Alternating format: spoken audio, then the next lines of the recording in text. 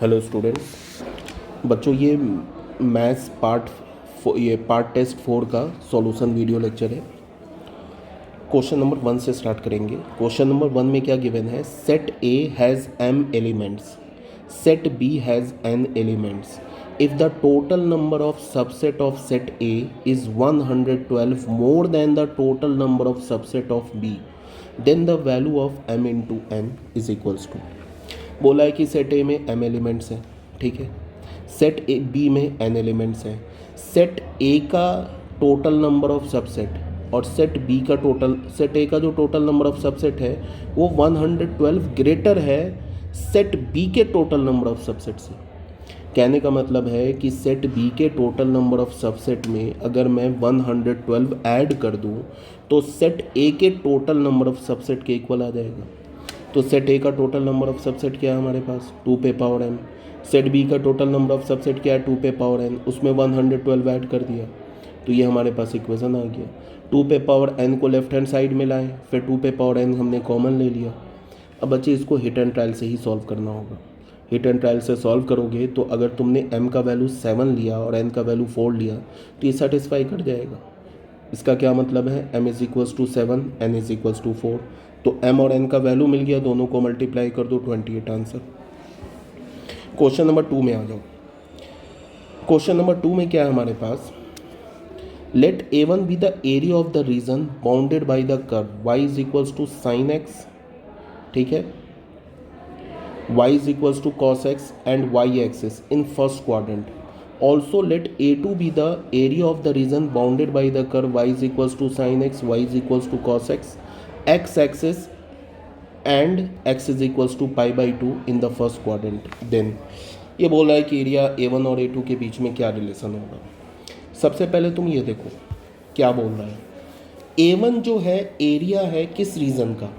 Bounded by the curve sin x and cos x curve और y axis के जो बीच का एरिया है फर्स्ट क्वाड्रेंट में वो क्या हमारा? A1 है, ठीक है। A2 हमारा कौन सा एरिया है? B the area of the region bounded by the curve sin x और cos x का बीच का एरिया एंड x एक्सिस, इधर तो y एक्सिस है इधर x एक्सिस है एंड पाई बाई 2 भी है इन द फर्स्ट क्वाड्रेंट। तो A1 इज टू A2 1 के इक्वल है, 1 इज टू रूट 2 के इक्वल है, या A1 प्लस A2 1 के इक्वल है।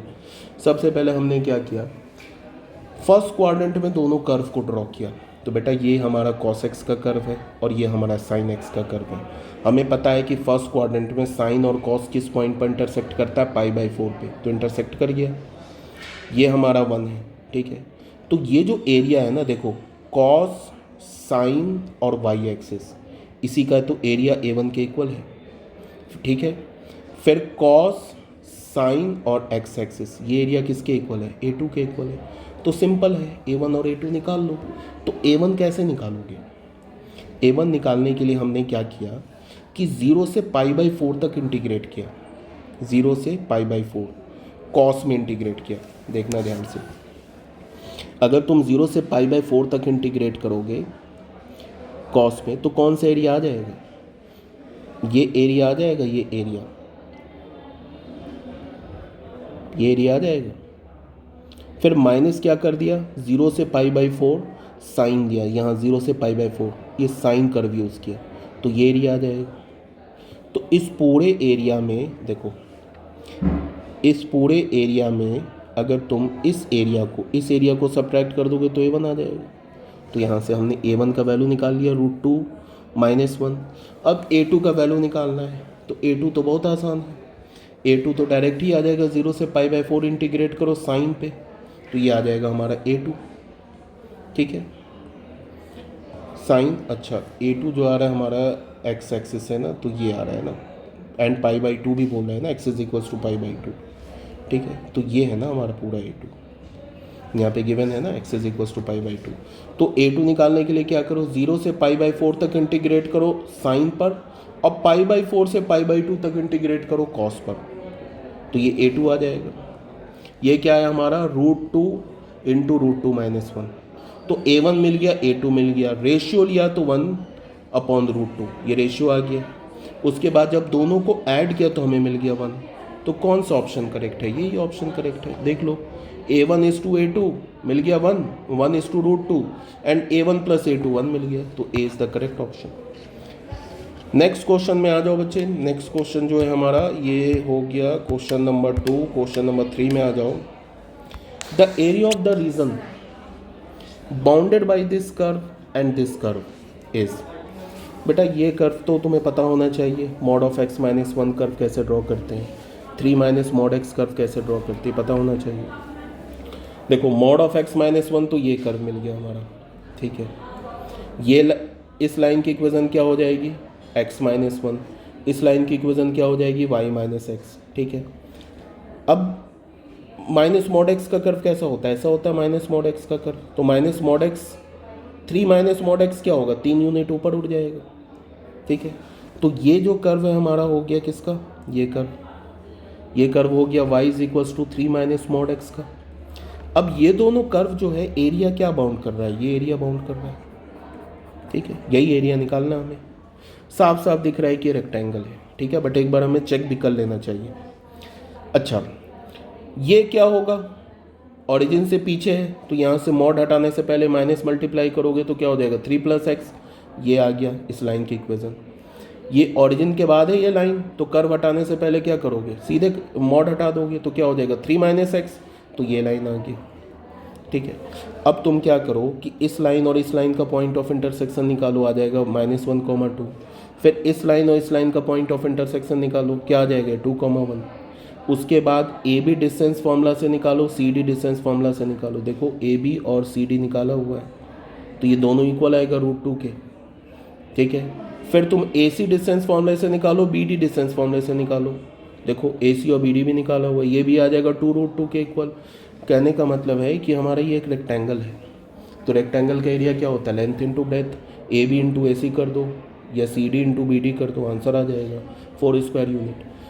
ऑल्टरनेटिवली तुम क्या कर सकते हो बच्चे कि -1 से ना 0 तक इंटीग्रेट करो, -1 से 0 तक इंटीग्रेट करो।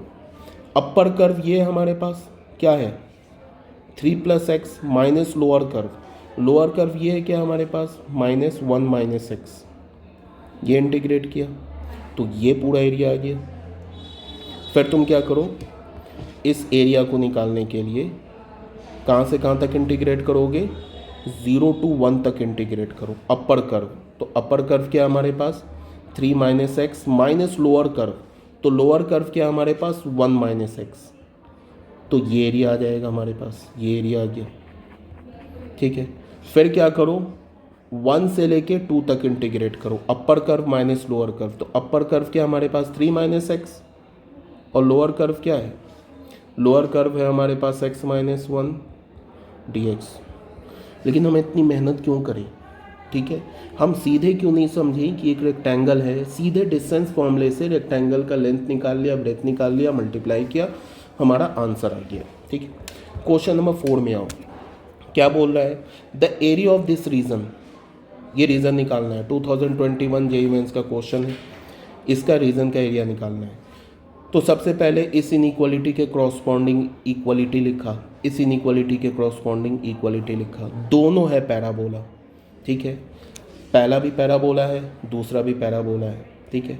पहले पैराबोला का वर्टेक्स क्या है हमारा ओरिजिन, दूसरे पैराबोला का वर्टेक्स क्या है हमारा 0,9।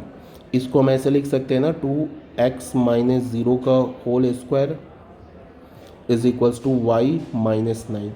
तो इसका वर्टेक्स क्या हो गया, ये हो गया 0,9, और इस पैराबोला का वर्टेक्स क्या हो जाएगा ओरिजिन 0,0। देखो x में स्क्वायर है तो पैराबोला y एक्सिस के लॉन्ग होगा, और y का कोफिशिएंट पॉजिटिव है तो पॉजिटिव y एक्सिस के लॉन्ग होगा। यहाँ भी x में स्क्वायर है तो पैराबोला y एक्सिस के लॉन्ग होगा, और y का कोफिशिएंट पॉजिटिव है तो पॉजिटिव y एक्सिस के लॉन्ग होगा। अब हमने क्या किया, सबसे पहले हमने इन दोनों पैराबोला का पॉइंट ऑफ इंटरसेक्शन निकाला। y की जरूरत नहीं पड़ती है, जनरली हम लोग x ही निकालते हैं, बिकॉज हम जनरली मैक्सिमम क्वेश्चन में x के लॉन्ग इंटीग्रेट करते हैं। तो यहाँ से हमने क्या किया, दोनों y वैल्यू को इक्वेट कर दिया, तो हमें x का वैल्यू क्या मिल गया +-√3, वहाँ से y भी चलो निकाल लिया। ये x इज इक्वल्स टू +-√3 चाहे इस पैराबोला में डालो इस पैराबोला में डालो, एक ही y का वैल्यू मिलेगा 15, ठीक है, तो हमें पैराबोला, इन दोनों पैराबोला के कितने पॉइंट ऑफ इंटरसेक्शन मिले? 2 पॉइंट ऑफ इंटरसेक्शन मिला। एक तो मिला √3, 15 और दूसरा क्या मिला? -√3, -15। ये 2 पॉइंट ऑफ इंटरसेक्शन मिल गया। अब आ जाओ पैराबोला पे। पहला पैराबोला तो मैंने बता रखा है कहाँ से पास कर रहा है, ओरिजिन से, ठीक है। दूसरा पैराबोला का वर्टेक्स क्या है बताया मैंने, 0,9 इस पैराबोला का। बट ये दूसरे पैराबोला का वर्टेक्स जाने की जरूरत नहीं है, 0,9 ये है हमारे पास, ठीक है। अब तुम देखो, ये दूसरा पैराबोला हो गया, पहला पैराबोला। अब यहाँ तो साफ साफ दिख रहा है कि ये रीजन का हमें एरिया चाहिए, साफ साफ दिख रहा है यही रीजन का एरिया चाहिए, ठीक है। अब इस यहाँ पे जो इनइक्वालिटी गिवन है ना, ये इनइक्वालिटी, इस इनइक्वालिटी को देखो, इस इनइक्वालिटी को हम कैसे यूज़ करते वो देखो। इस पैराबोला के लिए, मतलब इस इनइक्वालिटी के लिए देखो, ये ओरिजिन तो बाहर है, ये हमारा पैराबोला है ना, इससे ओरिजिन बाहर है। तो तुम ओरिजिन का कोऑर्डिनेट उठा के इसमें डाल के देखो तो क्या हो जाएगा, 0 is less than equals to 9। ये तो ट्रू हो गया। तो किस रीज़न से हमने उठाया था ओरिजिन? इस रीज़न से जो पैराबोला के बाहर है, इसका मतलब इस पैराबोला के हमारा क्या हो जाएगा, ये एरिया हो जाएगा पूरा, ये नीचे वाला एरिया हो जाएगा, ठीक है। अब तुम क्या करो कि इस पैराबोला पे आओ, इस पैराबोला पे ये पॉइंट है ना 0,9, ये उठा के डालो यहाँ, x का वैल्यू 0 डालो, is less than equals to 9, ये भी सेटिस्फाई कर गया। इसका मतलब इस पैराबोला के ऊपर ऊपर का रीज़न होगा, ये अंदर का रीज़न। तो यही आया ना कॉमन रीज़न, यही आया ना कॉमन रीज़न। इतना करने की भी ज़रूरत नहीं है, हमें साफ साफ दिख रहा है कि यही हमारा कॉमन रीज़न है। अब एरिया कैसे निकालेंगे? -√3 से √3 तक इंटीग्रेट कर दो, अपर कर्व माइनस लोअर कर्व, ये भी कर सकते हो। या तुम 0 से लेके √3 तक इंटीग्रेट करो, अपर कर्व माइनस लोअर कर्व, और उसको 2 से मल्टीप्लाई कर दो, दोनों केस में आंसर आ जाएगा। तो हमने 0 से √3 तक इंटीग्रेट किया। अपर कर्व में ये पैराबोला है, क्या है, 2x² + 9, तो 2x² + 9 माइनस लोअर कर्व में ये पैराबोला है 5x², सब्ट्रैक्ट कर दिया, तो हमारा आंसर क्या आ गया, 12√3 square unit, means option B is the correct option. Next question में आ जाओ बच्चों, क्वेश्चन नंबर 5 में आ जाओ। The area in square unit of the part of the circle which is outside the parabola. क्या बोल रहा है कि हमें इस पैराबोला और इस सर्कल का वो एरिया निकालना है जो इस पैराबोला से बाहर है। इनसाइड द पैराबोला नहीं निकालना है, आउटसाइड द पैराबोला निकालना है। तो ये सर्कल है, सेंटर है ओरिजिन, रेडियस है 6, ये पैराबोला है, वर्टेक्स है ओरिजिन। हमने सबसे पहले सर्कल और पैराबोला को साइमल्टेनियसली सॉल्व किया। तो जब तुम सर्कल और पैराबोला को सॉल्व करोगे तो तुम्हें क्या मिलेगा वैल्यू? जब सर्कल और पैराबोला को सॉल्व करोगे तो तुम्हें x का वैल्यू मिलेगा -3, 12 ये मिलेगा। ये हमारा सर्कल है, ये पैराबोला है, सॉल्व किया तो -12 तो हो नहीं सकता, बिकॉज जो पैराबोला सर्कल कट करेगा वो तो हमेशा फर्स्ट क्वाड्रेंट में करेगा, तो -12 को रिजेक्ट कर दिया, 3 हमने ले लिया, ठीक है। अब ये पैराबोला और सर्कल में, सर्कल का कौन सा एरिया है जो आउटसाइड द पैराबोला है? ये एरिया है, ये हमें निकालना है, यही एरिया निकालना है ना। तो हम लोग क्या करेंगे कि पूरे सर्कल के एरिया में से इस एरिया को सब्ट्रैक्ट कर देंगे, तो आ जाएगा रिक्वायर्ड एरिया। अब इस एरिया को कैसे निकालेंगे? उसके लिए ये एरिया निकाल लेंगे और उसको क्या करेंगे, 2 से मल्टीप्लाई कर देंगे, तो ये पूरा एरिया आ जाएगा, ये पूरा एरिया आ जाएगा। अब आते हैं इस एरिया को कैसे निकालेंगे। तो बेटा इस एरिया को निकालने के लिए हम 0 से 3 तक इंटीग्रेट करेंगे पैराबोला पे, और 3 से लेके 6 तक इंटीग्रेट करेंगे सर्कल पे। तो 0 से लेके 3 तक इंटीग्रेट करना पैराबोला पे। पैराबोला हमारा क्या है? पैराबोला हमारा y² = 9x। तो यहाँ से y की वैल्यू क्या आ जाएगी, ±3√x। तो पॉजिटिव वाला जो y होगा, y = 3√x, वो ये होगा कर्व। और y = -3√x नीचे वाला होगा, नीचे से हमें कोई मतलब ही नहीं है, हम ऊपर वाला कर्व लेंगे। तो 0 से 3 तक इंटीग्रेट करेंगे पैराबोला पे, तो क्या होगा हमारा, 0 से 3 तक हम इंटीग्रेट करेंगे पैराबोला पे, तो क्या है 3√x dx, ये हो जाएगा, ठीक है। अब आते हैं सर्कल पे। सर्कल के इक्वेशन क्या है, x² + y² 36। तो यहाँ से y की वैल्यू क्या होगी, plus minus root under 36 minus x square. तो फर्स्ट क्वाड्रेंट के लिए y का वैल्यू पॉजिटिव लेंगे, तो क्या होगा, root under 36 minus x square. अब देखो एरिया, सर्कल का एरिया क्या होगा, पाई आर स्क्वायर में से सब्ट्रैक्ट किया, 2 मल्टीप्लाई किया, ठीक है, 2 मल्टीप्लाई किया और हमने 0 से 3 तक इंटीग्रेट किया पैराबोला पे, तो ये एरिया आ गया। फिर 3 to 6 हमने इंटीग्रेट किया सर्कल पे, तो ये तो एरिया आ ही गया, ये भी एरिया आ गया, और उसको 2 से मल्टीप्लाई किया तो ये पूरा एरिया आ गया, ठीक है। उसको हमने सर्कल के एरिया से सब्ट्रैक्ट किया है, तो ये आंसर आ गया हमारा 24 pi minus 3 root 3 square unit, means option C. Next question में आते बच्चे, if the area of the bounded region, ठीक है, is alpha log ln2 log E बोलो या ln2 बोलो, अल्फा ln2 पे power -1 plus beta ln2 plus gamma. इसका जो एरिया आ रहा है ना, वो एरिया क्या आ रहा है, अल्फा ln2 पे power -1 plus beta ln2 plus gamma, then the value of alpha beta -2 gamma का होल स्क्वायर। कहने का मतलब है कि हमें अल्फा बीटा गामा का वैल्यू निकालना है। तो अल्फा बीटा गामा का वैल्यू कैसे निकलेगा, जब तुम इस रीजन का एरिया निकालोगे, ठीक है। अब इस रीजन का एरिया निकालने के लिए निकालो और उसको इक्वेट कर दो अल्फा ln2 पे power -1 plus beta ln2 plus gamma से इक्वेट कर दो, तो वहाँ से तुम्हें अल्फा बीटा गामा मिल जाएगा। अब एक बार जब तुम्हें अल्फा बीटा गामा मिल गया तो फिर तुम क्या करो, अल्फा प्लस बीटा -2 गामा का होल स्क्वायर निकाल लो, आंसर आ जाएगा। अब जरा क्वेश्चन देखो ध्यान से, क्या है हमारे पास, max of 0 ln x less than equals to y greater than equals to y is less than equals to 2x, और यहाँ क्या है, y is greater than equals to 0 ln x के मैक्सिमम से। y क्या है, ग्रेटर इक्वल्स टू है, और y less than equals to 2x है, और x हमारा 1/2 से 2 के बीच में लाई कर रहा है। तो दो इनइक्वालिटी हो गया, maximum of 0 ln x less than equals to y and y is less than equals to 2 पे पावर x। सबसे पहले बच्चे इस दोनों इनइक्वालिटी को सॉल्व करके ग्राफ ड्रॉ कर लो। एक बार ग्राफ ड्रॉ हो गया तो हमारा आंसर आ जाएगा। देखो ln x का ग्राफ हमें पता है, 2 पे पावर x, इसके 2 पे पावर x का ग्राफ पता है। देखो ये 2 पे पावर x का ग्राफ हो गया और ये ln x का ग्राफ हो गया, ठीक है।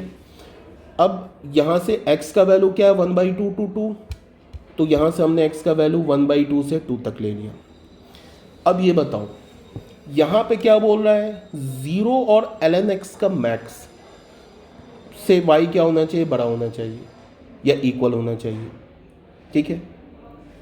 तो y जो है हमारा, ये देखो ये ln x का कर्व है, ठीक है। अब ये तो ln x का कर्व x एक्सिस को कहाँ कट करेगा, 1 पर, तो 1 से पहले होगा 1/2 और 1 से बाद होगा 2, ठीक है। अब यहाँ पे बोल रहा है कि 0 और ln x का मैक्सिमम क्या होगा, 0 और ln x का मैक्सिमम होगा ln x, उससे y ग्रेटर होना चाहिए या इक्वल होना चाहिए। तो क्या होगा, इसके इस ln x के ऊपर का फर्स्ट क्वाड्रेंट के ये पूरा एरिया हो जाएगा, ये पूरा एरिया, ये पूरा एरिया हो जाएगा, सॉरी ये पूरा एरिया हो जाएगा, ये पूरा एरिया हो जाएगा, ln x से ऊपर होना चाहिए। अब ये क्या बोल रहा है, सेकेंड में क्या बोल रहा है, y is less than equals to 2x, तो लेस देन का मतलब 2 पे पावर x का ये ग्राफ है, इससे y क्या होना, छोटा होना चाहिए, तो ये एरिया होगा इसके नीचे वाला। तो कहने का मतलब है ये कॉमन एरिया आ गया कॉमन एरिया। हमने कॉमन एरिया को आइडेंटिफाई कर लिया। अब कॉमन एरिया हम निकालेंगे कैसे एरिया, देखो बच्चे 1/2 से लेके 2 तक इंटीग्रेट करेंगे, 1/2 से 2 तक, किस कर्व के ऊपर, 2 पे पावर x कर्व के ऊपर। तो 1/2 से 2 तक इंटीग्रेट करोगे तो ये पूरा एरिया नहीं आ जाएगा, आ जाएगा पूरा एरिया। उसमें से हम क्या करेंगे, इस एरिया को सब्ट्रैक्ट कर देंगे। तो इस एरिया को सब्ट्रैक्ट करने के लिए कहाँ से कहाँ तक इंटीग्रेट करोगे, 1 से लेके 2 तक, किस कर्व के ऊपर, ln x पे, तो ये एरिया आ जाएगा, सब्ट्रैक्ट कर देंगे। अब इसको सॉल्व कर लो, तो सॉल्व करने के बाद क्या आ जाएगा तुम्हारा, ये आ जाएगा 2 पे पावर 2 माइनस 2 पे पावर 1/2 ln 2 पे पावर -1 -2 ln 2 + 1, ये किसके इक्वल है क्वेश्चन में, अल्फा ln 2 पे power -1 plus beta ln 2 plus gamma. तो यहाँ से देखो अल्फा का वैल्यू क्या है, ln 2 पे पावर -1 का कोफिशिएंट, तो ln 2 पे पावर -1 का कोफिशिएंट क्या है, 2 पे पावर 2 माइनस 2 पे पावर 1/2, तो अल्फा का वैल्यू क्या आ जाएगा, 2 पे पावर 2 माइनस √2। बीटा क्या है, बीटा ln 2 का कोफिशिएंट है, तो यहाँ पे ln 2 का कोफिशिएंट क्या है, -2, तो बीटा की वैल्यू आ गई -2। गामा क्या है, कांस्टेंट है, तो गामा का वैल्यू हो गया 1। तो हमें फाइनली क्या मिला, alpha is equals to 4 minus √2, beta is equals to -2 and gamma is equals to 1। तो हमें क्या चाहिए, अल्फा प्लस बीटा -2 गामा, तो अल्फा प्लस बीटा -2 गामा हमें चाहिए। तो बच्चे अल्फा बीटा गामा मिल गया, यहाँ पे वैल्यू पुट करो, सॉल्व करोगे तो 2 आ जाएगा ऑप्शन, ये 2 आंसर आ जाएगा, means option B is correct. Next question में आ जाओ। नेक्स्ट क्वेश्चन में क्या है, the area of the region bounded by this line and this parabola is equals to. बेटा ये तो बहुत आसान है, ये पैराबोला और इस लाइन के बीच का जो एरिया है वो निकालना है। ये पैराबोला निकाल लो, x² is equals to y, ये पैराबोला हो जाएगा। ये लाइन निकाल लो, इस लाइन के हमें प्लॉट करने के लिए x को 0 करके y निकाला, y को 0 करके x निकाला और लाइन हमने ड्रॉ कर लिया। अब इस पैराबोला और लाइन का हमें इंटरसेक्शन चाहिए, तो उसके लिए क्या करेंगे, पैराबोला और लाइन को साइमल्टेनियसली सॉल्व करेंगे। तो पॉइंट ऑफ इंटरसेक्शन क्या आ जाएगा, -1 से 2 तक। तो हमारा एरिया क्या आ रहा है, यही बाउंडेड एरिया आ रहा है, यही बाउंडेड एरिया आ रहा है। तो इस बाउंडेड एरिया को निकालने के लिए क्या करेंगे, कहाँ से कहाँ तक इंटीग्रेट करेंगे, इसको हम इंटीग्रेट करेंगे -1 से लेके 2 तक।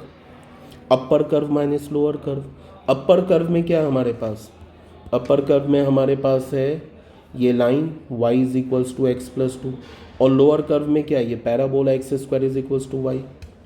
तो ये तो हमने साइमल्टेनियसली पैराबोला लाइन को सॉल्व किया, तो हमें x का वैल्यू आ गया -1 और 2, तो यहाँ ये हो गया -1, ये हो गया 2। फिर हमने -1 से 2 तक इंटीग्रेट किया। अपर कर्व में ये हमारा line x plus 2 minus lower curve में पैराबोला x², इसको सॉल्व कर लो तो आंसर आ जाएगा 9/2, means option C is correct. Next question में आ जाओ बच्चों। नेक्स्ट क्वेश्चन में हमारे पास क्या है, the area in square unit of the region given by the set. ठीक है, ये भी 2021 के जेईई मेंस का क्वेश्चन है। ये भी क्वेश्चन कोई ये नहीं है, एक पैराबोला है, एक लाइन है। ठीक है, सबसे पहले हमने ये पैराबोला उठाया, इसके क्रॉसपॉन्डिंग इक्वेशन लिख लिया। पैराबोला क्या होगा, वाई एक्सिस के लॉन्ग होगा, वर्टेक्स ओरिजिन पे होगा। ये लाइन वाली इनइक्वालिटी लिया, उसके क्रॉसपॉन्डिंग इक्वेशन लिख लिया, लाइन के ऊपर 2 पॉइंट लिख लिया। फिर पैराबोला और लाइन को सॉल्व करके हमने दोनों का पॉइंट ऑफ इंटरसेक्शन निकाल लिया। ठीक है, यहाँ तक तो क्लियर है। उसके बाद हमें रीज़न फाइंड आउट करना है। रीज़न फाइंड आउट करने के लिए x is greater than equals to 0 है। ठीक है, इसका मतलब कि फर्स्ट क्वाड्रेंट आएगा। देखो x हमारा ग्रेटर देन इक्वल्स टू 0 क्या होता है, फर्स्ट एंड फोर्थ क्वाड्रेंट में। फोर्थ क्वाड्रेंट में तो कोई रीज़न ही नहीं आ रहा है कॉमन पैराबोला लाइन के बीच में, तो इसका मतलब कि जो भी एरिया आएगा वो फर्स्ट क्वाड्रेंट में आएगा, पहली बात। दूसरी बात कि हम एरिया यहाँ पे साफ साफ दिख रहा है, यही एरिया होगा। अब तुम बोलोगे सर इस इनइक्वालिटी का क्या मतलब है, इस इनइक्वालिटी का ये मतलब है कि तुम कोई भी पॉइंट उठा लो, जैसे हमने एक पॉइंट उठा लिया 0,4 इनसाइड द पैराबोला, यहाँ डालो, x की जगह 0 डालो, y की जगह 4, सेटिस्फाई कर गया।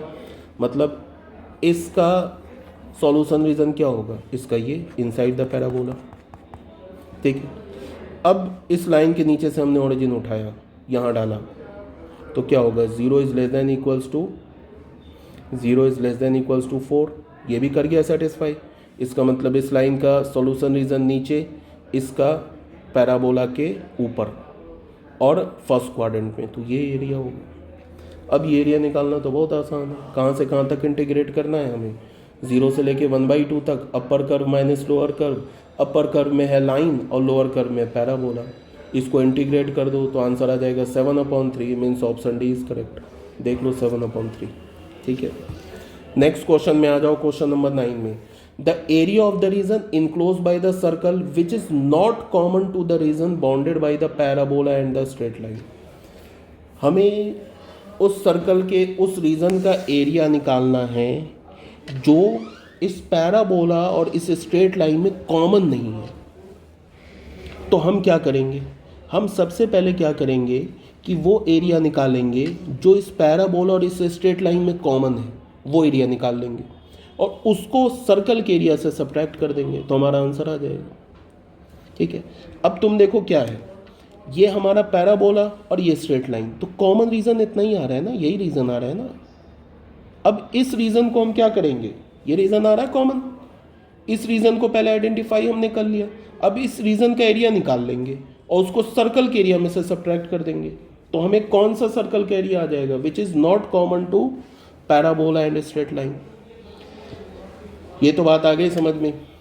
ये सर्कल है, सेंटर का ओरिजिन, रेडियस क्या है इसका √2, उसके बाद क्या है, ये हमारा पैराबोला है और ये हमारा लाइन है जो कि ओरिजिन से पास कर रहा है। तो ये हमने डायग्राम ड्रॉ किया। सबसे पहले हमने सर्कल और पैराबोला को सॉल्व किया तो हमें x का वैल्यू क्या आ गया 1 एंड -2। ठीक है, -2 तो हो नहीं सकता, x का वैल्यू क्यों नहीं हो सकता, बिकॉज जो हमारा पैराबोला और सर्कल है ये फर्स्ट क्वाड्रेंट और फोर्थ क्वाड्रेंट पे कट कर रहा है, तो फर्स्ट और फोर्थ क्वाड्रेंट में x क्या होता है हमारा पॉजिटिव, तो -2 को तो हटा देंगे। ठीक है, तो 1 आ गया पॉइंट ऑफ इंटरसेक्शन, तो ये तो आ गया हमारा 1, देख लो ये है ना पैराबोला और सर्कल का पॉइंट ऑफ इंटरसेक्शन, उसका x कोऑर्डिनेट 1 आ गया। y कोऑर्डिनेट निकालना चाहते हो तो x की जगह 1 या तो पैराबोला सर्कल में डाल दो, तो y का अगर पैराबोला में डाला x की जगह 1 तो y का वैल्यू क्या आ गया +-1। इसका मतलब क्या है, इसका मतलब है ये कोऑर्डिनेट जो है 1,1 है और ये जो इसके जस्ट नीचे है ये कोऑर्डिनेट क्या है 1,-1, इसकी तो हमें ज़रूरत ही नहीं है। ठीक है, अब हमने कहाँ से, एरिया ऑफ सर्कल क्या होता है हमारा πr², हमने इस रीज़न को कैसे निकाला वो देखो, इस रीज़न को हमने निकाला πr², तो πr क्या हमारा √2, तो √2 का स्क्वायर करोगे तो 2 हो जाएगा, तो ये तो सर्कल का एरिया आ गया। उसमें से किस रीज़न को सब्ट्रैक्ट करना है, इस रीज़न के एरिया को, तो इस रीज़न का एरिया निकालने के लिए कहाँ से कहाँ तक इंटीग्रेट करना है 0 to 1, upper curve minus lower curve, upper curve में क्या पैराबोला, लोअर कर्व में क्या स्ट्रेट लाइन, तो देखो पैराबोला क्या हो जाएगा √x, स्ट्रेट लाइन हो जाएगा x, सब्ट्रैक्ट किया तो ये आंसर आ गया 12π - 1/6 स्क्वायर यूनिट, मीन्स क्या हो गया, D is the correct option. Next question में आ जाओ, क्वेश्चन नंबर 10 में।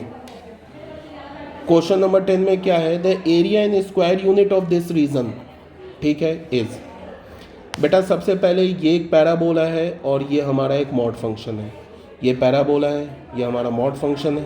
ठीक है, पैराबोला का वर्टेक्स ओरिजिन पर, इसके क्रॉसपॉन्डिंग इक्वेशन लिखा, ये मिल गया हमें। अब इसका ग्राफ प्लॉट किया, ये आ गया, ये कहाँ कट करेगा x एक्सिस को 3/2, 0 पर। ठीक है, तो ये लाइन क्या हो जाएगा, ये लाइन हो जाएगा 2x - 3, 3/2 से पहले वाला लाइन क्या हो जाएगा 3 - 2x, ये पैराबोला का वर्टेक्स ओरिजिन पे है, y एक्सिस के लॉन्ग होगा। अब हमने क्या किया कि इस लाइन और इस पैराबोला, ये लाइन का तो कोई मतलब ही नहीं है, ये तो हमारे कंटेक्स्ट में ही नहीं है, ख़त्म है ये लाइन, इससे कोई मतलब नहीं है, यही एरिया बाउंड हो रहा है ना, तो इसका हमें ये निकालना है, एरिया निकालना है। तो 3 - 2x और पैराबोला को हमने सॉल्व किया तो हमें x कोऑर्डिनेट देखो क्या मिल गया -3, -1, तो ये हो गया -3, ये हो गया 1। ये एरिया साफ साफ दिख रहा है कि ये बाउंड हो रहा है एरिया। ठीक है, अब इस एरिया निकालेंगे तो upper curve minus lower curve, upper curve में हमारा लाइन और लोअर कर्व में पैराबोला, तो ये लाइन माइनस पैराबोला, -3 से 1 तक इंटीग्रेट किया तो ये आ गया 32/3 square unit, means option A is correct. Question number 11 में आ जाओ। देखो बच्चे, ये जो क्वेश्चन है 2020 का क्वेश्चन है जेईई मेंस का, ये थोड़ा अच्छा क्वेश्चन है। मैंने कई बार बोला कर्व ड्रॉ करना इज़ इम्पॉर्टेंट और एरिया आइडेंटिफाई करना इज़ इम्पॉर्टेंट। अगर तुमने एरिया आइडेंटिफाई कर लिया, कर्व ड्रॉ कर लिया तो क्वेश्चन सॉल्व हो जाएगा। ये हमें एरिया निकालना है इस रीज़न का। ठीक है, ये हमारा ग्रेटेस्ट इंटीजर फंक्शन है, ये एरिया है और ये हमारा ग्रेटेस्ट इंटीजर फंक्शन है। x का वैल्यू कहाँ से 0 से 2 तक है, तो हमें पता है कि जो ग्रेटेस्ट इंटीजर फंक्शन है वो इंटीग्रल पॉइंट पर डिसकंटिन्यूस होता है। तो इस 0 से 2 के रेंज को हम क्या करेंगे 0 से 1, 1 से 2 पर ब्रेक करेंगे। ठीक है, सबसे पहले एक इनइक्वालिटी हमने लिया y is greater than equals to x - 1 greatest integer of x। Corresponding inequality लिख लिया, ठीक है। अब इस फंक्शन को हम सॉल्व करते हैं। अगर x 0 से 1 के बीच में होगा, इंक्लूडिंग 0 एक्सक्लूडिंग 1, तो क्या हो जाएगा, ग्रेटेस्ट इंटीजर 0 हो जाएगा, तो ये फिर पूरा फंक्शन 0 हो जाएगा, तो ये हो गया 0, ठीक है। अगर x हमारा 1 से 2 के बीच में लाई करेगा, 2 को हमने छोड़ दिया, 1 को इंक्लूड कर लिया, तो फिर मॉड x क्या हो जाएगा हमारा, मॉड x हो जाएगा हमारा 1। अगर x 0 से 1 के बीच में होगा तो उसका ग्रेटेस्ट इंटीजर क्या होता है 1, तो फिर क्या हो जाएगा x माइनस 1। इसका ग्राफ ड्रॉ कर लेते हैं पहले। तो 0 से 1 के लिए y का वैल्यू तो 0 है, तो देखो 0 से 1 के लिए y का वैल्यू 0, और 1 से 2 के लिए y का वैल्यू क्या x माइनस 1, तो ये x माइनस 1 ऐसे आ गया। और 0 से 2 के लिए ये वाला जो चीज़ है, इसके क्रॉसपॉन्डिंग इनइक्वालिटी लिखा। 0 से 2 के लिए क्या है, ये √2√x, तो √x का ये ग्राफ बना, ठीक है। अब हमारा जो बाउंडेड रीजन है वो साफ साफ दिख रहा है, ये रीजन है बाउंडेड, इसी का एरिया निकालना है। तो इसका एरिया निकालने के लिए हम क्या करेंगे, इसका एरिया निकालने के लिए हमने 0 से 1 तक इंटीग्रेट किया। देखो 0 से 1 तक इंटीग्रेट किया इस 2√x पर, ठीक है, तो ये एरिया आ गया हमें। फिर हमने क्या किया, 1 से 2 तक इंटीग्रेट किया, अपर curve minus lower curve. Upper curve क्या है 2√x, लोअर कर्व क्या है ये x माइनस 1, तो ये एरिया आ गया, ठीक है, तो आंसर आ जाएगा। ऑल्टरनेटिवली क्या है कि तुम डायरेक्ट 0 से 2 तक इंटीग्रेट कर दो, तो ये पूरा एरिया आ जाएगा। उसमें से तुम क्या करो कि इस ट्रायंगल के एरिया को सब्ट्रैक्ट कर दो, तो भी हमारा रिक्वायर्ड एरिया आ जाएगा। अब इस ट्रायंगल का लेंथ निकाल लो और ये ब्रेथ निकाल लो, ठीक है, ये भी काम कर सकते हो, ठीक है। क्वेश्चन नंबर 12 में देखो, the area in square unit of the region enclose by this parabola and this parabola. फिर वही बात है, दो पैराबोला है, दो पैराबोला के बीच का जो बाउंडेड एरिया वो निकालना है। इस पैराबोला का हमारा वर्टेक्स क्या होगा, इस पैराबोला को हम क्या लिख सकते हैं, x square is equals to y plus 1, तो इसका वर्टेक्स क्या होगा 0, -1। इस पैराबोला को हम क्या लिख सकते हैं, x square is equals to y minus 1। इस पैराबोला को क्या लिख सकते हैं, x square is equals to 1 minus y, minus common ले लिया तो ये हो जाएगा y माइनस 1। तो इसका वर्टेक्स क्या होगा 0, 1, ठीक है। और इसका वर्टेक्स क्या हो जाएगा, इसका वर्टेक्स हो जाएगा हमारा x square is equals to y plus 1, है ना, ये x square is equals to y plus 1। इसको हम ऐसे लिख सकते हैं y माइनस ऑफ -1।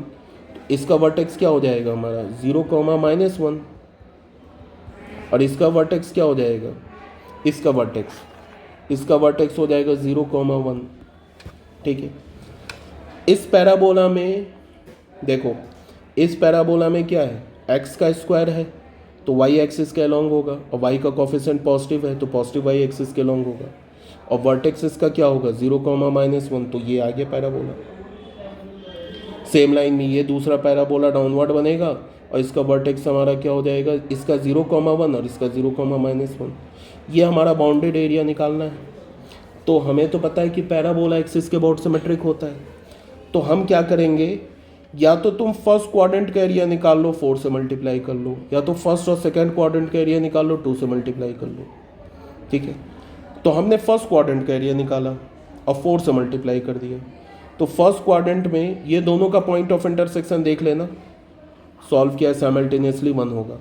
तो 0 से 1 तक इंटीग्रेट किया। अपर कर्व में क्या है, ये y का वैल्यू यहाँ से क्या मिलेगा हमें, एक्स स्क्वायर प्लस 1, ये वाला कर्व है ना, तो यहाँ से हमें y क्या मिलेगा 1 + एक्स स्क्वायर, तो ये हो जाएगा हमारा 1 + एक्स स्क्वायर, ठीक है। एक मिनट, 0, 1, ये जो है ना ये प्लस हो जाएगा, तो यहाँ से हो जाएगा ये हमारा, यहाँ पे प्लस में आ जाएगा, तो ये हो जाएगा 4/3, तो ये हो जाएगा हमारा 16/3। इसका बेटा ये डी होगा करेक्ट ऑप्शन, ठीक है ना। ऑप्शन जो होगा ये डी होगा। ठीक है, क्वेश्चन नंबर 13 में आ जाओ। क्वेश्चन नंबर 13 में क्या गिवन है? The area in square unit of the region bounded by this curve the straight line. फिर वही बात है, ये हमारा पैराबोला है, ये देख लो, ये स्ट्रेट लाइन है। इन दोनों को सॉल्व करके पॉइंट ऑफ इंटरसेक्शन निकाल लो तो आ जाएगा -1 से 2 तक। अपर curve minus lower curve, upper curve में स्ट्रेट लाइन है, लोअर कर्व में पैराबोला है, तो ये स्ट्रेट लाइन माइनस पैराबोला 9/8 आ जाएगा, ऑप्शन बी। क्वेश्चन नंबर 14 में आ जाओ। If the area in A square unit bounded by the parabola and the line where lambda is greater than 0 is 1/9 then lambda is equals to। बोल क्या रहा है कि ये पैराबोला और ये लाइन जहाँ पे लैम्डा ग्रेटर देन 0 है, इस पैराबोला और लाइन के बीच का एरिया क्या 1/9, तो हमें लैम्डा का वैल्यू निकालना है। तो ये तो हमारा पैराबोला हो गया, ये स्ट्रेट लाइन हो गया, तो ये हमारा बाउंडेड रीजन हो गया। ठीक है, अब इन दोनों को साइमल्टेनियसली सॉल्व किया, पैराबोला स्ट्रेट लाइन को, तो एक्स का वैल्यू हमें क्या मिल गया 0 और 4/λ। तो एक तो पॉइंट ऑफ इंटरसेक्शन 0 मिला, दूसरा हमें दूसरे पॉइंट ऑफ इंटरसेक्शन का एक्स कोऑर्डिनेट क्या हो गया 4/λ। तो हमें कहाँ से कहाँ तक इंटीग्रेट करना होगा, 0 से लेके 4/λ upper curve minus lower curve. तो अपर कर्व में हमारे पास क्या पैराबोला, तो यहाँ से पैराबोला क्या होगा 2√λx। ये इस कर्व का इक्वेशन क्या हो जाएगा, y का वैल्यू हो जाएगा ना 2√λx, और नीचे जो होगा ये क्या होगा y is equals to -2√λx। तो हमें फर्स्ट क्वाड्रेंट के कर्व से मतलब है, तो ये हो गया पैराबोला माइनस लाइन। तो यहाँ से इसको सॉल्व करो तो लैम्डा की वैल्यू आ जाएगी 24, means C is the correct option. Question number 15 में आ जाओ। The area in square unit of this region हमें निकालना है, x is greater than equals to 0, y is greater than equals to 0। ये फर्स्ट क्वाड्रेंट के एरिया को represent करता है। ये हमारा पैराबोला, ये हमारा सर्कल है। सर्कल का सेंटर है ओरिजिन पर नहीं, ओरिजिन पर नहीं है, ये सर्कल है हमारा। इसका सेंटर का कोऑर्डिनेट निकालोगे 2,0 और रेडियस आ जाएगा 2, तो ये हमारा सर्कल होगा। सेंटर हो गया 2,0, रेडियस है 2, तो ये पॉइंट क्या हो जाएगा 4,0, और ये हमारा पैराबोला है। तो बाउंडेड एरिया क्या है, ये बाउंडेड एरिया है। फर्स्ट क्वाड्रेंट में भी निकालना है, ये वाला नहीं निकालना है, तो फोर्थ क्वाड्रेंट में है।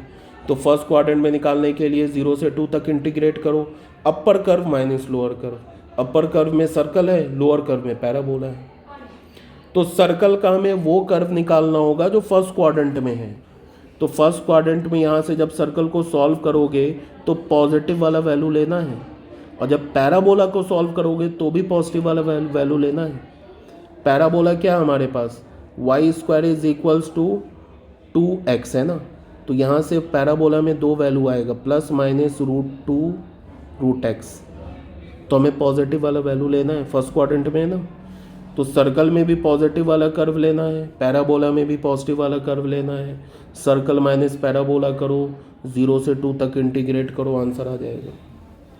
ठीक है, एक ऑल्टरनेटिवली भी लिखा है, क्या लिखा है कि 1/4 सर्कल के एरिया को 4 से हमने डिवाइड कर दिया, तो ये आ गया एरिया हमारा। उसमें से ये वाला एरिया सब्ट्रैक्ट कर दो। ये एरिया कैसे सब्ट्रैक्ट करोगे, 0 से 2 तक इंटीग्रेट कर लो पैराबोला पे, तो भी ऑप्शन आ जाएगा, आंसर आ जाएगा। क्वेश्चन नंबर 16 में देखो, the area in square unit of the region bounded by the curve and this curve is equals to. बेटा पहला भी पैराबोला है, दूसरा भी पैराबोला है। ठीक है, इस पैराबोला का तुम वर्टेक्स निकाल लो, इस पैराबोला का वर्टेक्स निकाल लो, दोनों पैराबोला डाउनवर्ड होगा। ठीक है, इस पैराबोला का वर्टेक्स क्या होगा ओरिजिन, और इस पैराबोला का वर्टेक्स क्या होगा 0,1, दोनों डाउनवर्ड होगा। इन दोनों को साइमल्टेनियसली सॉल्व करके एक्स कोऑर्डिनेट निकाल लो, तो एक्स कोऑर्डिनेट आ जाएगा -1 और 1। अब ये एरिया निकालना है हमें। अब एरिया देखो कैसे निकालेंगे। एरिया निकालने के लिए हमने क्या किया कि 0 से फर्स्ट ये निकाला, सिर्फ ये एरिया निकाला हमने, और उसको 2 से मल्टीप्लाई कर देंगे तो आ जाएगा टोटल एरिया। तो उसके लिए हमने क्या किया, 0 से 1 तक इंटीग्रेट करेंगे, अपर curve minus lower curve. Upper curve में ये पैराबोला है, माइनस लोअर में ये पैराबोला है। तो यहाँ से ये पैराबोला निकालोगे तो क्या हो जाएगा, यहाँ से y की वैल्यू निकालोगे तो क्या हो जाएगा, 1 माइनस 3x² डाल दिया, और इस पैराबोला से y का वैल्यू निकालोगे तो क्या आएगा, -2x², तो -2x²। सॉल्व कर लोगे तो 4/3 means C is the correct option. Next question में आ जाओ, क्वेश्चन नंबर 17 में एरिया निकालना है हमें। The area in square unit of the region ए।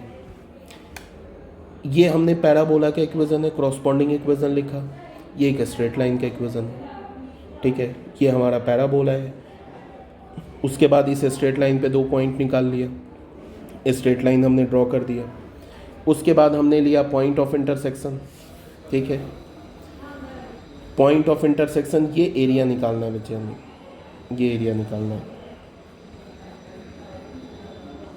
तो पॉइंट ऑफ इंटरसेक्शन निकाला, तो इस पैराबोला और स्ट्रेट लाइन को सॉल्व किया तो x का वैल्यू क्या आ गया, 1 और 4।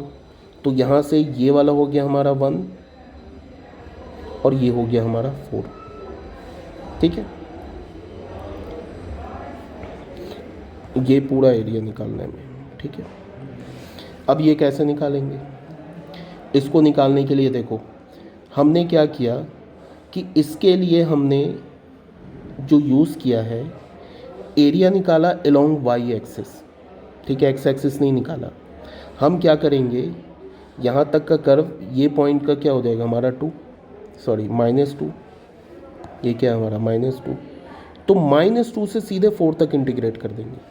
तो -2 से 4 तक इंटीग्रेट करेंगे, राइट हैंड साइड वाला curve minus left hand side वाला कर्व। तो राइट हैंड साइड में क्या है हमारा, ये स्ट्रेट लाइन, और लेफ्ट हैंड साइड में क्या है, पैराबोला आ जाएगा। इसको कैलकुलेट कर लो तो आ जाएगा ऑप्शन बी। क्वेश्चन नंबर 18 में देख लो, क्वेश्चन नंबर 18 में क्या बोल रहा है कि लेट s 1 2 3 से लेकर 10 तक है। सपोज ये हमारा एक सेट गिवन है जिसमें फर्स्ट इन नेचुरल नंबर है। Suppose m is the set of all the subset of s, then the relation a b से तभी एसोसिएट होगा जब a इंटरसेक्शन b फाई के इक्वल ना हो, where a b belongs to m is. क्या बोल रहा है ऑप्शन में, सिमेट्रिक है, रिफ्लेक्सिव नहीं है, सिर्फ रिफ्लेक्सिव है, सिमेट्रिक और ट्रांजिटिव है ओनली, या सिर्फ सिमेट्रिक है। देखो बच्चे एक बार क्वेश्चन दोबारा रीड करो। जो सेट S गिवन है ये क्या गिवन है, फर्स्ट इन नेचुरल नंबर का, और जो M सेट है इस सेट के सभी एलिमेंट का क्या है, सबसेट है। तो पहले बताओ M में टोटल कितने एलिमेंट्स होंगे, 2 पे पावर 10 एलिमेंट्स होंगे, इतने सबसेट्स आएंगे इस सेट के, ठीक है। तो ये जो M के कितने पॉसिबल वैल्यूज़ होंगे, 2 पे पावर 10। अब A B क्या है, ये M सेट का एलिमेंट है। रिलेशन में क्या है कि A जो है M सेट, A भी M सेट का एलिमेंट है, तो A क्या होगा, S का सबसेट होगा, और B क्या होगा, ये भी S का सबसेट होगा। तो S के 2 सबसेट के बीच में रिलेशन है। तो क्या बोल रहा है कि A B से तभी एसोसिएट होगा, मतलब A जो S सेट का सबसेट है, B जो S सेट का सबसेट है, ये दोनों सबसेट आपस में तभी रिलेटेड होंगे जब इन दोनों सबसेट का इंटरसेक्शन फाई के इक्वल ना हो, where A B belongs to M, ठीक है। अब हमें चेक करना है कि रिफ्लेक्सिव है, सिमेट्रिक है, ट्रांजिटिव है, क्या है। तो रिफ्लेक्सिव होने के लिए M सेट के सभी एलिमेंट को खुद से एसोसिएट होना होगा, और हमें पता है कि M सेट में एक एलिमेंट फाई भी होगा, because phi is the subset of every set. तो फाई हमारा S सेट का सबसेट होगा, तो M सेट का एलिमेंट हो जाएगा, ठीक है। अब हमने देखा कि क्या फाई खुद से एसोसिएट है अंडर दिस रिलेशन, तो हमने फाई का इंटरसेक्शन फाई के साथ लिया तो हमें फाई मिला, बट ये रिलेशन में बोल रहा है कि ये फाई तो नहीं होना चाहिए, तो इसका मतलब कि फाई खुद से एसोसिएट नहीं है, ठीक है। तो M सेट का एक भी एलिमेंट अगर खुद से एसोसिएट नहीं है तो रिफ्लेक्सिव नहीं हो सकता, तो R इज़ नॉट रिफ्लेक्सिव। अब सिमेट्रिक हम कैसे चेक करते हैं, हम सिमेट्रिक के लिए मान लेते हैं कि A B से रिलेटेड है, ये एज्यूम कर लेते हैं। हमने मान लिया कि A B से रिलेटेड है, ठीक है, A B से रिलेटेड है, और अगर हमें B भी A से रिलेटेड मिल गया तब तो सिमेट्रिक हो जाएगा। बट अगर A B से रिलेटेड है, B A से रिलेटेड नहीं है, तब सिमेट्रिक नहीं होगा।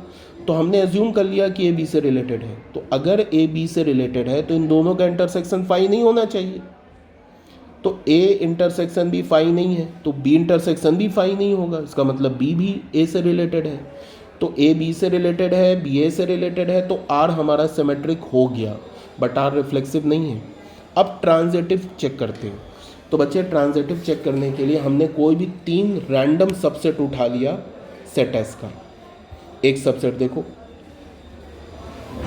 ये ले लिया 1 2 2 3, ठीक है, 2 3 3 4 3 4 5 6, ठीक है। अब देखा ए बी से रिलेटेड है, बिकॉज ए और बी का इंटरसेक्शन तो फाई नहीं है, ये कार है 2 3। फिर बी सी से रिलेटेड है, इन दोनों का भी इंटरसेक्शन फाई नहीं है 3 4। बट ए सी से रिलेटेड नहीं है, बिकॉज इन दोनों का इंटरसेक्शन फाई आ रहा है, इसका मतलब ट्रांजिटिव नहीं है। तो फाइनली हमें क्या मिला कि जो रिलेशन है वो रिफ्लेक्सिव नहीं है, सिमेट्रिक है एंड ट्रांजिटिव नहीं है। तो D is the correct option, symmetric only. Next question में आ जाओ बच्चों, question number 19। The number of element in this set is equals to where theta belongs to 0 to 2 pi. तो हमें क्या करना होगा, सबसे पहले इसे सॉल्व करना होगा, ठीक है। अब इसको सॉल्व करने के लिए हमने क्या किया कि ये 5 cos स्क्वायर फाई को मैंने लिख दिया -3 cos square theta, sorry -2 cos square theta. इन दोनों में से cos स्क्वायर थीटा कॉमन ले लिया, 3 cos स्क्वायर थीटा कॉमन ले लिया, और इस cos स्क्वायर थीटा को लिख दिया 1 माइनस साइन स्क्वायर थीटा, और बाकी जो -2 साइन पे power 6 theta plus 2 square as it is लिख दिया। तो यहाँ से क्या हो गया, ये cos स्क्वायर थीटा -1, इसको हमने मल्टीप्लाई किया तो -2 plus 2 sine square theta, -2 sine पे पावर 6 थीटा प्लस 2, तो ये तो कैंसिल हो गया, इससे माइनस बाहर निकाला, तो ये क्या बन जाएगा 1 माइनस cos स्क्वायर थीटा, तो ये बन गया साइन स्क्वायर थीटा। ये और ये तो कैंसिल ही हो गया है, तो यहाँ पे क्या बचा, इन दोनों से 2 साइन स्क्वायर थीटा कॉमन ले लिया, तो ये क्या मिल गया 1 माइनस साइन पे पावर 4 थीटा। फिर 1 माइनस साइन पे पावर 4 थीटा को लिख दिया 1 minus sine square theta 1 plus sine square theta, A square minus B square फॉर्मूले से, ठीक है। अब ये जो 1 माइनस साइन स्क्वायर थीटा है ये कॉस स्क्वायर थीटा बन गया, ठीक है। आगे बात समझ में, ये 1 प्लस साइन स्क्वायर थीटा रहने दिया। अब यहाँ पे देखो, इस दोनों टर्म से हमने sign square theta cos square theta common ले लिया, तो यहाँ गया -3 और +2, और यहाँ क्या बचा 1 प्लस साइन स्क्वायर थीटा। अब इसको सॉल्व किया तो -3 + 2 साइन स्क्वायर थीटा, तो -3 + 2 इज -1, ठीक है। यहाँ से माइनस कॉमन ले लिया, तो ये क्या आ गया 1 - 2 साइन स्क्वायर थीटा। अब देखो ये प्रोडक्ट में आ गया, तो एक बार साइन स्क्वायर थीटा को 0 से इक्वेट करेंगे तो साइन क्या हो जाएगा, साइन थीटा 0 हो जाएगा। साइन थीटा 0 से 2 पाई के बीच में कौन कौन से पॉइंट पे होता है, एक तो हो जाएगा 0 पर, पाई पर, 2 पाई पर। फिर कॉस स्क्वायर थीटा को 0 से इक्वेट करेंगे तो कॉस थीटा 0 हो जाएगा। तो कॉस थीटा 0 से 2 पाई के बीच में कितने पॉइंट्स पर होता है, 2 ही पॉइंट पे होता है, ऑड मल्टीपल ऑफ पाई2 और 3 पाई2 पे। तो यहाँ से थीटा हमें 3 वैल्यू मिला, यहाँ से थीटा हमें 2 वैल्यू मिला।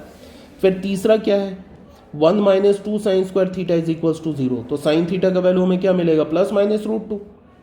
तो यहाँ पे प्लस माइनस साइन थीटा को √2 से इक्वेट करोगे तो थीटा का 2 वैल्यू आ जाएगा, π/4 से 3π/4।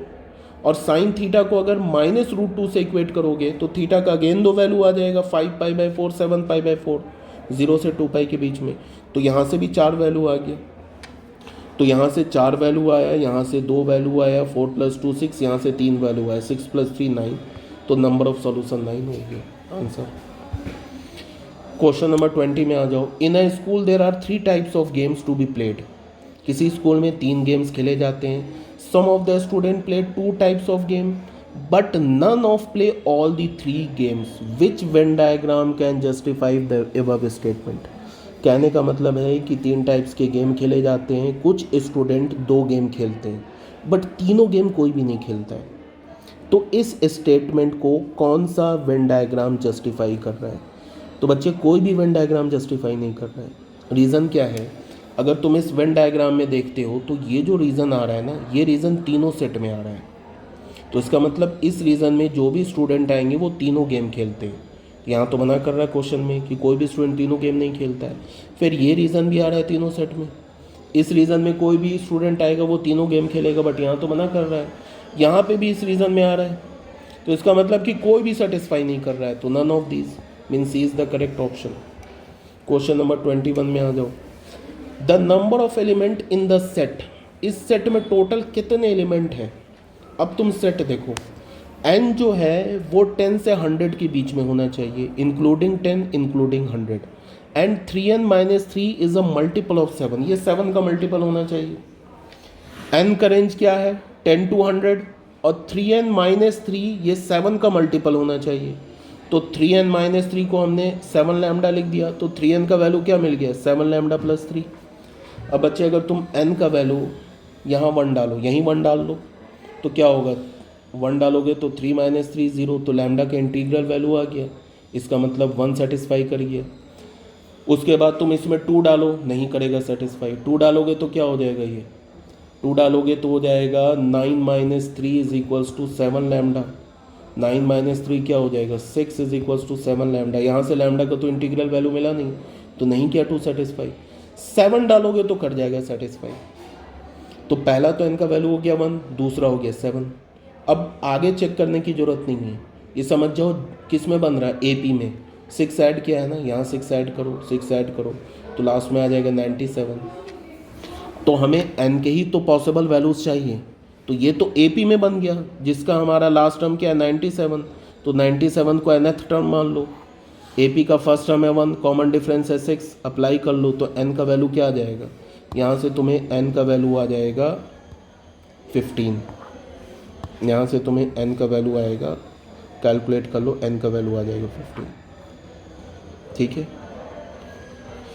नेक्स्ट क्वेश्चन में आ जाओ। नेक्स्ट क्वेश्चन में क्या बोल रहा है, the area of the bounded line, इस बाउंडेड लाइन का एरिया निकालना है। तो बच्चे तुम पहले ये देखो, मॉड ऑफ x माइनस 1 का एरिया क्या होता है, ये sorry mod of x minus 1 का कर्व ये होगा, तो mod of x minus 1 minus 2 क्या हो जाएगा, कर्व 2 यूनिट नीचे आ जाएगा, तो ये हो जाएगा। इसका कोऑर्डिनेट यहाँ पे 1 है, तो ये हो जाएगा 1 कॉमा माइनस 2, इस वर्टेक्स का कोऑर्डिनेट। अब इस पे तुम मॉड लगा दोगे, तो मॉड लगाएंगे तो क्या करेंगे, जो भी कर्व x एक्सिस के नीचे है वो x एक्सिस के ऊपर आ जाएगा, तो ऐसा बन जाएगा कर्व। फाइनली ये कर्व आ गया हमारा किसका, mod of mod x minus 1 minus 2 का mod, mod of x minus 1 minus 2 के मॉड का ये फाइनल कर्व आ गया। अब ये एरिया निकालना है, यही तो एरिया बाउंड हो रहा है, एरिया निकालना है। तो यहाँ पे तो हमें साफ साफ दिख रहा है कि ट्रायंगल है, ठीक है। ये वाला कोऑर्डिनेट और ये कोऑर्डिनेट कैसे मिला, इसके लिए तुम क्या करो, इसमें तुम y की जगह 0 डाल दो और x का वैल्यू निकाल लो, तो x का वैल्यू एक आ जाएगा -1, एक आ जाएगा 3, ठीक है। अब ये चीज़ हमें निकालना है, ये हाइट, तभी तो बेस इंटू हाइट करेंगे तो एरिया आएगा। तो ये हाइट निकालने के लिए सिंपल सी बात है, ये हाइट क्या होगा, इसका कोऑर्डिनेट क्या होगा 1,2, अरे ये -2 है ना, तो ये ऊपर जाएगा ना पॉइंट, तो ये 1,2, तो हाइट क्या हो गया 2, अब बेस क्या हो जाएगा 3 माइनस ऑफ -1, तो बेस हो गया 4, तो half into base into height, half into 4 into 2, answer 4 square unit. Question number 23 में देखो क्वेश्चन नंबर 23 में क्या बोल रहा है, the graph of sine and cosine function intersect each other at a number of points and between two consecutive points of intersection the two graph enclose the same area A, then A पे power 4 is equals to। कहने का मतलब है कि sign और cosine का अगर graph तुम एक ही ग्राफ पे बनाओगे, साइन और कोसाइन का ग्राफ अगर ड्रॉ करोगे सेम एक्सिस पर, तो वो infinite number of times intersect करेगा। जैसे ये ग्राफ आगे जाओगे तो यहाँ हो जाएगा, ये आगे जाओगे तो ऐसे हो जाएगा। तो ये जो एरिया आ रहा है ना, ये सब एरिया इक्वल आ रहा है, ऐसा एरिया पीछे भी बनेगा, आगे भी बनेगा। तो इसी एरिया को क्या बोला है, ये ए पे पावर 4 बोला है, तो हमसे सॉरी ए बोला है, ठीक है। तो हमें क्या चाहिए, ए पे पावर 4 का वैल्यू चाहिए। तो सिंपल सी बात है, ये एरिया निकाल लो, जो भी एरिया है उस पर 4 पावर ले लो, आंसर आ जाएगा।